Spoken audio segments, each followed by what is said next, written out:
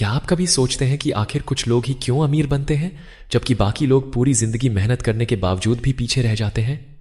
एक रिसर्च के मुताबिक दुनिया के 80% करोड़पतियों का मानना है कि उनकी सोच और माइंडसेट ही उनकी सफलता का असली कारण है, सिर्फ भाग्य या हालात नहीं। नेपोलियन हिल की कहानी भी इसी सोच से जुड़ी है। जब उन्होंने एंड्रू कार्नेगी से मुलाकात की तो कार्नेगी ने उनसे कहा, अगर मैं तुम्हें अमीरी का राज बताऊं, क्या तुम उसे दुनिया तक पहुंचाओगे? इसी वादे से थिंक एंड ग्रो रिच की शुरुआत हुई। कुछ लोग कहेंगे, क्या केवल सोचने से कोई अमीर बन सकता है? लेकिन अगर केवल मेहनत ही काफी होती तो हर मजदूर सबसे अमीर होता। असल फर्क सोच का है। आगे बढ़ने के लिए आप अपनी सोच को सीमित मत होने दीजिए। हर बड़ी उपलब्धि की शुरुआत दिमाग के एक छोटे से आइडिया से होती है। क्या आपने कभी सोचा है कि सिर्फ चाहने और पाने के बीच इतना बड़ा फासला क्यों होता है? हिल बताते हैं कि 95% लोग अपने सपनों को केवल ख्वाब समझते हैं, जबकि सफल लोग उन्हें ठोस लक्ष्य में बदलते हैं। यही फर्क है। हिल ने हेनरी फोर्ड का उदाहरण दिया, जिसने बिना किसी टेक्निकल डिग्री के यह ठान लिया कि वह आम लोगों के लिए सस्ती कार बनाएगा और फोर्ड मोटर्स की शुरुआत कर दी। बहुत लोग कहते हैं, इतनी बड़ी इच्छा तो हर किसी के अंदर नहीं होती, लेकिन सच यह है कि इच्छा को रोज याद दिलाकर ऑटो सजेशन से आप उसे मजबूत बना सकते हैं। यह सीखा जा सकता है, जन्मजात नहीं होता। तो अगली बार जब आप कोई सपना देखें, उसे सिर्फ ख्वाब ना रहने दें, उसे स्पष्ट लक्ष्य में बदलें और अपनी सोच को उसकी ओर केंद्रित करें। क्या आपको लगता है कि सिर्फ डिग्री या किताबी ज्ञान से आप अमीर बन सकते हैं? हिल की रिसर्च में सामने आया कि 85% सफल लोगों ने अपनी सबसे बड़ी सफलता के लिए परंपरागत शिक्षा से ज्यादा उपयोगी ज्ञान और कल्पना का सहारा लिया।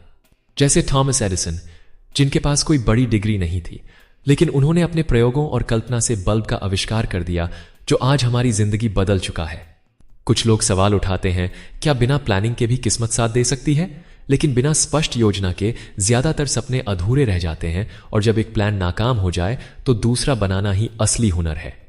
इसलिए अगली बार जब आप किसी लक्ष्य की ओर बढ़ें तो ज्ञान, कल्पना और ठोस योजना, इन तीनों को साथ रखें और लगातार अपने प्लान को अपडेट करते रहें।